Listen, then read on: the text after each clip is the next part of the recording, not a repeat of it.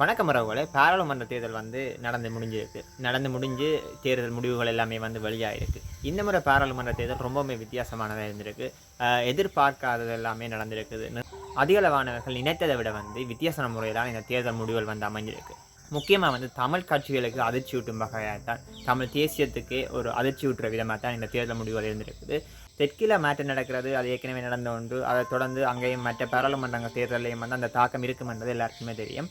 ஆனால் வடக்கு கிழக்குலையும் அது பெரிய ஒரு தாக்கத்தை ஏற்படுத்தி இருக்குது. இந்த காணொலி ஒவ்வொரு தமிழரும் கட்டாயம் பார்க்க வேண்டிய காணொலி.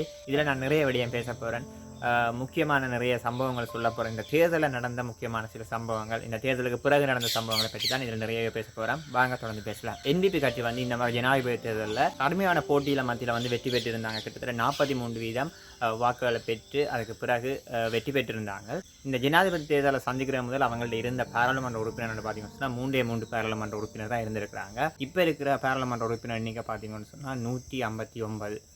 கேட்கவே ரொம்பவே தலை சுற்றுற மாதிரி இருக்குமில்ல, அப்படி ஒரு வளர்ச்சி, அப்படி ஒரு புரட்சி அந்த NDP கட்சி செய்திருக்குது. அவங்களிலேயே ரெண்டுமே பிரதானமான ஆட்கள் பார்த்தீங்கன்னு சொன்னால் அன்றகுமார திசாநாயக்கா, அதே மாதிரி பிரதமராக இப்போ இருக்கிறது கரணி என்றவங்க. அவங்க 2 பேரையுமே நம்பித்தான், அவங்களுடைய அந்த கொள்கைகளை நம்பித்தான் அதிகளவான மக்கள் வாக்களித்துக்கிறார்கள்.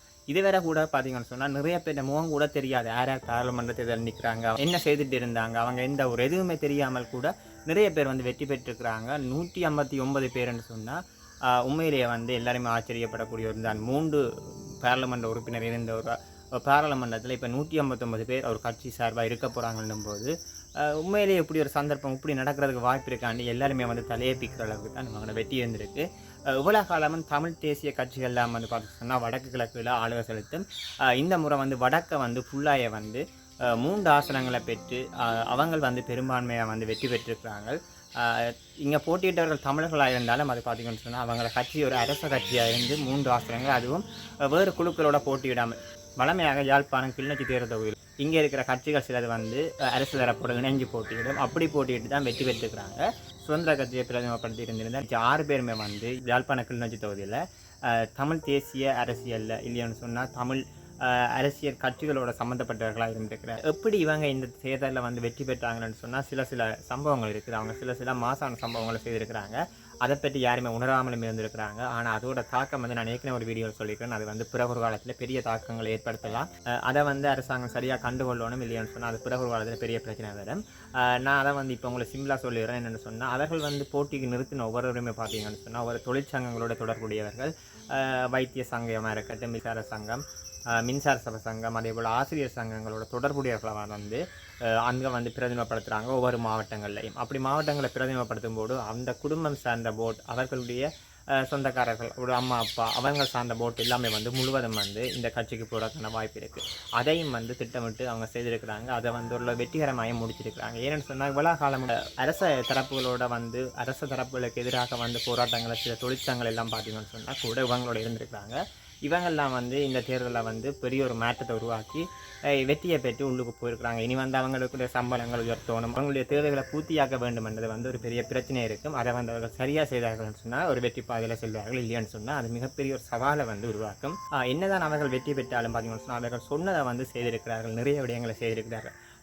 தேசிய பட்டியல் உள்ள பார்த்தீங்கன்னு சொன்னால் அவர்களுக்கு மொத்தமாக 18 ஆசனங்கள் கிடைச்சிருக்கு. இந்த 18 ஆசனங்களில் சொன்னால் ஒரு ஆசனத்தை அவர்கள் கண் பார்வை இழந்த ஒருவருக்கு கொடுத்துருக்குறாங்க. அதை அவங்க ஏற்கனவே தேசிய பட்டியலில் அவருடைய பேரை குறிப்பிட்டிருந்தாங்க, அவருக்கு கொடுக்க போகிறாங்களாம். அடுத்தது பார்த்தீங்கன்னா ஒலிம்பிக்கில் பங்கு பெற்ற வீரர் ஒருவருக்கும் அவர்களுடைய 18 ஆசனங்கள் அந்த தேசிய பட்டியல் மூலம் கிடைச்சி அந்த 18 ஆசனங்களில் கொண்டு போகுது. அதை சரியாக செய்துட்டு இருக்கிறாங்க. நான் அவர்கள் சொன்னதை செய்துட்டு இருக்கிறது அவர்களுக்கு ஒரு தளமாக இருக்குது. மற்ற கட்சிகள் பார்த்திங்கன்னா சில பேர் வாக்கு கொடுப்பாங்க, அதை செய்ய மாட்டாங்க. ஆனால் அவர்கள் அதை செய்திருக்கிறார்கள். அது கூட அவர்களுடைய ஒரு வெற்றிக்கு ஒரு காரணம். பெரிய அளவில் எந்த செலவீனங்களும் இல்லாமல் அவர்கள் ஈஸியாக வின் பண்ணியிருக்கிறார்கள். அவர்கள் ஈஸியாக வின் பண்ணுறதுக்கு என்ன ஒரு காரணம் பார்த்தீங்கன்னு சொன்னால் சைத் பிரேமதாசாவுடைய வீழ்ச்சின்னு சொல்லலாம். சைத் பிரேமதாசா சரியான முறையில் யாழ்ப்பாணத்தில் கூட ஒரு தேர்தல் பிரச்சாரத்துக்கு விரைவில் நினைக்கிறேன்.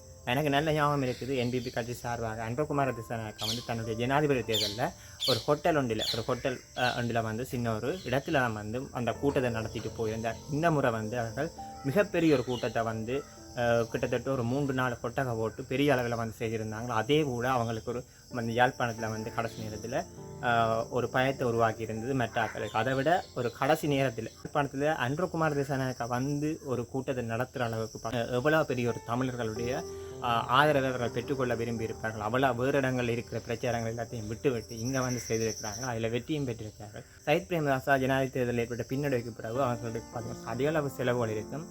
ஆகவே வந்து அவர்கள் வந்து இந்த யாழ்ப்பாணத்தில் நடந்த கூட்டங்கள் ஒன்றுமே பெருசாக வந்து செய்யலை. எதிர்த்தரப்பு வந்து ஒரு வீழ்ச்சியில் இருக்கும்போது இவர்கள் வந்து ஈஸியாக வந்து வின் பண்ணக்கூடிய மாதிரி இருக்கும். ஒரு வேளை வந்து சயித் பிரேமதாசம் வந்து யாழ்ப்பாணத்தில் ஒரு கூட்டத்தை பெருசாக செய்திருந்தாருன்னு சொன்னால் அவர்களுக்கும் வந்து ஒரு ஆதரவு இருந்திருக்கும். எந்த ஒரு எதிர்ப்பும் இல்லாமல் ஈஸியாக வந்து அவங்க வின் பண்ணிட்டாங்க. அதுதான் வந்து அவங்களுக்கு மிகப்பெரிய ஒரு பலமாக அமைந்திருக்கு. 113 பெரும்பான்மை கிடைக்க வேண்டிய இடத்துல அவங்களுக்கு பார்த்தீங்கன்னா சொன்னால் 159 வந்து கிடைச்சிருக்குது. அவங்க என்ன வித சட்டங்களையும் வந்து உருவாக்கலாம். அவர்கள் என்ன வகையான பிரச்சனைகளையும் வந்து பாராளுமன்றத்தில் கொண்டு போய் அதை வந்து நிறைவேற்றி கொள்ளலாம். இனி என்னென்ன செய்ய போகிறாங்கன்றதெல்லாம் இருக்குது. அது தமிழ் மக்களுக்கு எவ்வளோ பாதிப்பு ஏற்படுத்தும், சிங்கள மக்களுக்கு எவ்வளோ பாதிப்பு ஏற்படுத்த போகுது, அவர்களுடைய பொருளாதார கொள்கைகள் வந்து என்னென்ன பிரச்சனைகளை உருவாக்க போகுதுன்றது வந்து மிகப்பெரிய ஒரு பிரச்சனையாக இருக்குது.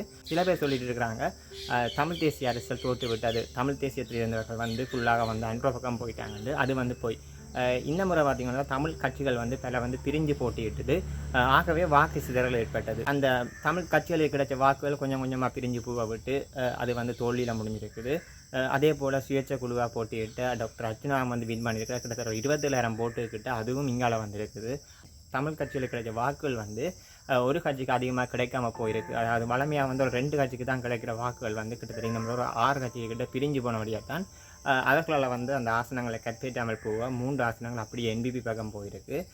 அதை விட பார்த்திங்கன்னு சொன்னால் அரச தரப்பை சேர்ந்தவர்கள்னு சொல்லி கொஞ்சம் போயிருப்பாங்க. அந்த அரசோட தொடர்புடையவர்களாக தொடர்ந்து இயங்கிக் கொண்டிருக்கக்கூடியவர்கள் வளமையாக டக்ளஸ் தேவன் தான் இல்லைன்னு சொன்னால் அங்கேயும் ராமநாதனோட வந்து இணைஞ்சிருக்கிறவங்க அவங்களோட போட் தான் வந்து பெரும்பாலும் அப்படி அங்கால என்பி பக்கம் போயிருக்கு.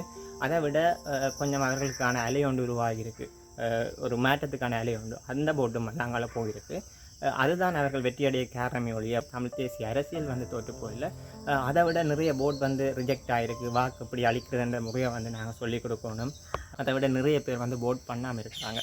கிட்டத்தட்ட 5 லட்சம் பேர் வந்து வாக்களிக்க தகுதி பெற்றிருந்தோம். கிட்டத்தட்ட ஒரு 3 லட்சத்துக்கு மேற்பட்ட ஆக்கெல்லாம் வந்து வாக்கு அளித்திருந்தாங்க. இது கூட ஒரு தமிழ் தேசிய அரசியலில் வந்து பெரிய அச்சுறுத்தல் ஏற்படுத்தியிருக்கு.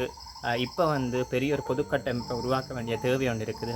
அது தொடர்பான கருத்தாடுகள் இப்பொழுது இடம்பெறது தாங்க இருக்கிறது. மாகாண சபை தேர்தல் ஒன்று வந்தால் அதை எவ்வாறு சந்திக்க வேண்டும் என்றதற்காகவும் அதே நேரம் பார்த்திங்கன்னு சொன்னால் எப்படி ஒரு பொதுக்கட்டமைப்பு உருவாக்கி அதை தேர்தலை சந்தித்து அந்த மெட்ட கட்சிகளை தெற்கு கட்சிகளிடமிருந்து தமிழ் தேசிய அரசியலை மீண்டும் கட்டமைக்கிறது என்று தொடர்பாகவும் வந்து இப்போ வந்து ஒரு கருத்தாளர் ஒன்று போயிட்டு இருக்குது. அது சம்மந்தமாக நிறைய பேர் வந்து பேச்சுவார்த்தைகளில் ஈடுபட்டு கொண்டு இருக்கிறத நான் அறியக்கூடியதாக இருக்குது. எல்லாத்தையும் விட சந்தோஷமான விஷயம் பார்த்திங்கன்னு சொன்னால் வைத்தியர் அர்ச்சுனா வந்து வெற்றி பெற்றது. அதற்கு பார்த்திங்கன்னு சொன்னால் வெற்றி பெற்றது வந்து ஒரு 3 பாராளுமன்ற உறுப்பினருக்கு சமனான ஒரு வெற்றியாக இருக்கும். என்னென்னு சொன்னால் அதனுடைய குரல் வந்து பாராளுமன்றத்தில் ஒழிச்சுன்னு சொன்னால் அது ஒரு 3 பாராளுமன்ற உறுப்பினர் சமாளிக்கக்கூடிய மாதிரி இருக்கும். எனக்கு நிறைய பிரச்சனைக்காண்டி அநீதிக்காண்டி நிறைய குரல் கொடுத்திருந்தார். அவர்கள் மக்கள் வந்து கவலைப்பட தேவையில்லை நினைக்கிறேன். பார்ப்போம், பொறுத்திருந்து பார்ப்போம். மற்றது யாருமே பயப்படுத்துகிற மாதிரி என்பிபி வந்து பெரிய ஒரு அழுத்தத்தை வந்து தமிழ் மக்கள் மேலே கொடுக்க போகிறதில்லை. அவர்களுக்கு ஏற்கனவே நிறைய அழுத்தம் இருக்குது. இந்த பொருளாதாரத்தை வந்து கட்டியெழுப்பணும். அவர்களுக்கு சீனாவால் அழுத்தம் இருக்குது, இந்தியாவால் அழுத்தம் இருக்குது. ஆகவே வந்து அவர்கள் தமிழ் மக்களை வந்து பெருசாக எந்த அழுத்தத்துக்குள்ளாயும் சில பேர் சொல்லுவாங்க அவர்களை வந்து கொண்டு விடுவார்கள், அப்படியெல்லாம் போய் சொல்லுவார்கள். அப்படி இல்லை. அவர்கள் தமிழ் மக்கள் மேலேயும் சிங்கள மக்கள் மேலேயும் அப்படி ஒரு பிரிவினை உருவாக்க அவர்கள் விரும்பவில்லை நினைக்கிறேன். அவர்களுடைய பழைய கொள்கைகள் அப்படி இருந்திருக்கலாம். ஆனால் இப்போ வந்து அவங்க ரொம்பவே மாறிட்டாங்க. அவர்களுக்கு மேலே அதிகளவான சுமைகள் இருக்கிறது. இந்த தமிழர் பிரச்சனையை விட அதிகளவான பிரச்சனை இருக்கிறது. நாட்டை வந்து மீளவும் கட்டி அமைக்க வேண்டும். 2 தேர்தல்களை வந்து நாங்கள் சந்திச்சிருக்கிறோம். இந்த 2 தேர்தலையுமே நடத்தினதே வந்து பெரிய ஒரு பொருளாதார பின்னடைவு. இப்போ 3வதாக மாகாண சபை தேர்தலையும் ஒருவேளை நாங்கள் சந்தித்தோம்னு சொன்னால் மிகப்பெரிய ஒரு பொருளாதார நெருக்கடி வரும். இந்த பிரச்சனைகளுக்குள்ள வந்து தமிழர் பிரச்சனைகள் வந்து அவ்வளோ பெரிய பிரச்சனை உருவாக்காதன்னு நினைக்கிறேன். அவர்களும் வந்து தமிழர்களை வந்து அவர்கள் அப்படி அடக்கி ஆளணும்னு நினைக்கல. சில அரசியல்வாதிகள் அப்படியான கருத்துக்களை வந்து விதைச்சு அதன் மூலம் அரசியல் செய்ய நினைத்தார்கள். ஆனால் இனி வந்து ஒரு அரசியல் வந்து ஒரு போட்டி நிறைந்த அரசியலாக இருக்க போது பழைய தமிழ் தேசிய கொள்கைகள் சில வேளை எடுபடாமல் கூட போகலாம். ஒரு மேட்டத்தை நோக்கி மக்கள் போக விரும்புவார்கள். ஆகவே இனி வந்து இந்த வாக்காளர்கள் எப்படி தமிழ் தேசிய அரசியல்வாதிகள் எப்படி வந்து இந்த வாக்காளர்களை திரும்பவும் கவரப்போகிறார்கள், திரும்ப எப்படி அந்த தமிழ் தேசிய கொள்கை எல்லாம் கிளறப்போகிறது தான் வந்து இனி இருக்கிற பிரச்சனை. இதை விட இன்னும் ஒரு விடயம் சொல்லி ஆகணும். வைத்தியர் அர்ச்சுனா வந்து பார்த்திங்கன்னா சோஷியல் மீடியா மூலம் தான் வந்து ரொம்ப வந்து அறியப்பட்டிருந்தார். கிட்டத்தட்ட ஒரு 4 மாதம் 5 மாதத்துக்குள்ள வந்து ஒரு தேர்தலில் போட்டிட்டு கடைசி 1 மாதத்தில் பிரச்சாரம் செய்து ஒரு கட்சி இல்லாமல் வந்து வெற்றி பெற்றிருந்தார். ஒரு சுயேட்சை குழுவாக வந்து பாராளுமன்றம் போகும்போது நிறைய பேர் வந்து அவர்களை தேடிக்கொண்டிருப்பார்கள், யார் எங்கிருந்து வராங்கன்னு. உண்மையிலேயே வந்து அது ஒரு பெரிய ஒரு சந்தோஷமான விடயம். ஒரு சுயேட்சை குழுவாக இருந்து அவர் வெற்றி பெற்றது. இந்த பாராளுமன்ற தேர்தலில் எம்பிபி கட்சியாக இருக்கட்டும், இல்லைன்னு சொன்னால் டாக்டர் அர்ச்சுனாவாக இருக்கட்டும், பெரிதும் வந்து நம்பி இருந்தது பார்த்தீங்கன்னு சொன்னால் அந்த சோஷியல் மீடியா அந்த தாக்கம் வந்து இப்போ வந்து அதிகமாக இருக்குது. இந்த தேர்தலில் நிறைய பேர் வந்து பெயிட் பண்ணி தான் வந்து ஒரு போஸ்ட்டை வந்து ப்ரொமோட் பண்ணுவாங்க. ஆனால் என்பிபி கட்சியோ இல்லைன்னு சொன்னால் டாக்டர் அர்ச்சுனானி சார்ந்த யாருமே வந்து அந்த பெயிட் வந்து பண்ணாமல், காசை வந்து செலுத்தாமல் தான் வந்து அவர்கள் வந்து அந்த வீடியோக்கள் எல்லாமே போட்டிருந்தாங்க. எந்த பேமெண்ட்டுகளுமே வந்து அப்படி செய்யாமல் ஓட்டோவாக வந்து அவங்களுக்கு போயிருக்குது. இது கூட மக்கள் ஒரு கவர்ற இதுதான். தேர்தல் களம் வந்து மாறி இருக்குது, நாங்கள் இருந்து பார்ப்போம் இனி என்ன நடக்க போகுதுன்னு சொல்லி மக்கள் வந்து பயப்பட தேவையில்லை.